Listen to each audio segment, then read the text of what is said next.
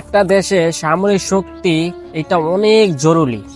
একটা দেশে সামরিক শক্তি যদি না থাকে তার মূলত কোনো কিছুই থাকে না। এই জন্য সামরিক শক্তি এটা এমন একটা শক্তি যেটা প্রত্যেকটা দেশের সামরিক শক্তি থাকা জরুরি।